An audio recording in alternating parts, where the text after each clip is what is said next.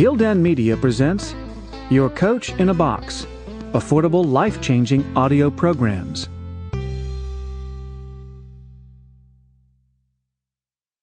The Secret Lives of Codebreakers, the men and women who cracked the Enigma code at Bletchley Park. Written by Sinclair McKay. Read by Walter Dixon. Chapter 1. Reporting for Duty. Sarah Baring and her good friend Osla Henniker Major received the summons by means of a terse telegram.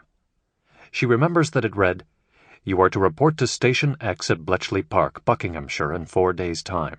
Your postal address is Box 111, care of the Foreign Office. That is all you need to know." These two aristocratic young women arrived one evening in the spring of 1941, having traveled by rail from Euston. Their journey had been rendered a little fraught by a male fellow passenger sitting opposite in their compartment, apparently manipulating himself obscenely through his trouser pockets. After some whispered conference, the two outraged young women decided that Osla should deal with the grubby man by reaching up to the luggage rack and then accidentally dropping their case of gramophone records on his lap.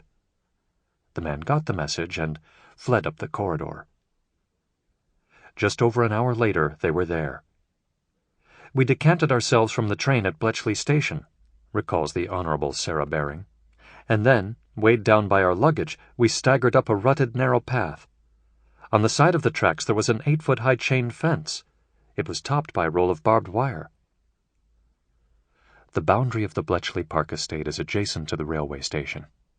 The two women struggled with their suitcases through the twilight along this long, quiet path, up a gentle slope running along the fenced side of the wooded grounds, until they reached the short driveway and the concrete RAF sentry post that stood on the road toward the house.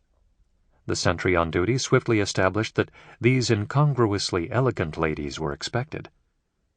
Then they caught their first view of the big house itself, with the lake before it, the thick branches of a Wellingtonia tree obscuring some of the windows. One or the other of them raised an eyebrow at the prospect.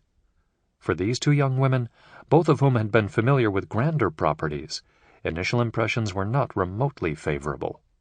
"It was a bit of a shock," says Sarah Baring, lightly now. "We thought the house was perfectly monstrous." Scattered around outside the mansion, on its lawns, were Spartan-looking, single-story wooden huts, with little chimneys coughing out thick, inky smoke, and windows covered for the blackout. Round to the side of the house were what had been the old stables, and... Sample complete. Ready to continue?